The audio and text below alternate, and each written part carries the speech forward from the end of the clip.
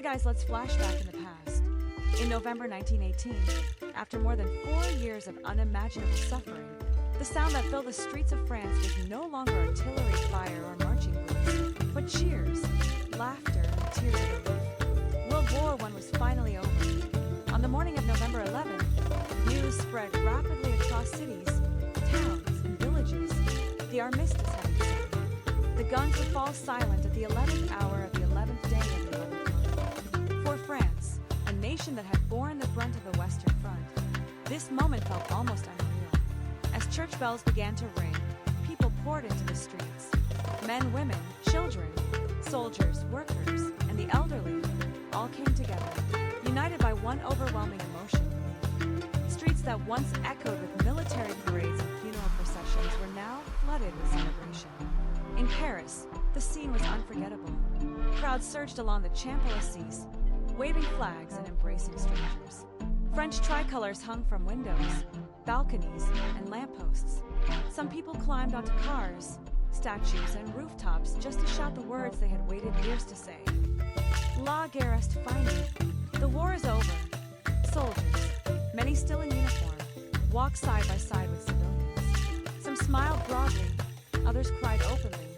These were men who had survived the trenches of Verdun and the Somme, who had endured mud, gas, and constant death. For them, the celebration was not just victory, it was survival. Women joined the celebrations in huge numbers. Throughout the war, they had worked in factories, farms, and hospitals, keeping the nation alive while millions of men were at the front. Now, they hugged returning soldiers, danced in the streets, and held photographs of loved ones who would never come home.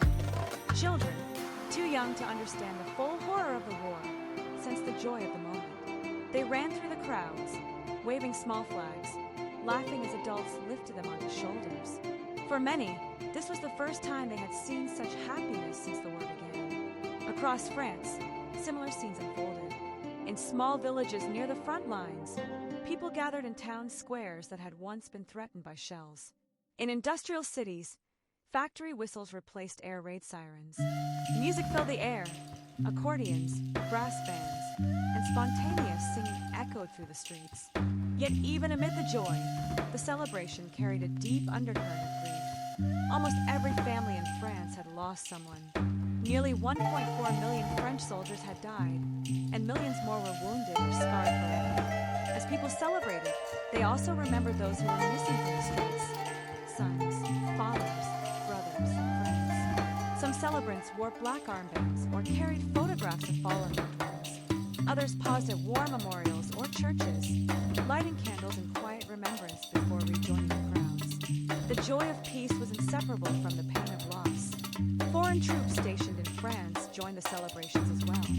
British, American, and colonial soldiers marched through the streets alongside French civilians. Language barriers disappeared as people shook hands, shared drinks, and celebrated together. For a brief moment, the divisions of war seemed to dissolve. The streets became a symbol of collective healing. After years of fear, hunger, and uncertainty, France was breathing again. People danced not because everything was fixed, but because hope had returned. That night, cities glowed with light. Cafes stayed open late. Fires burned in public squares as people gathered to talk, laugh, and remember. Fireworks lit up the sky, replacing the explosions of war with bursts of color and joy. But beneath the celebration lay an unspoken question. What comes next? France was victorious, but deeply wounded. Entire regions were destroyed, economies shattered, and millions of lives forever changed. The street celebrations marked an ending, but also the beginning of a long, difficult recovery. Still, on that day, none of that could overshadow the moment. On November 11, 1918, the streets of France became a living testament to resilience.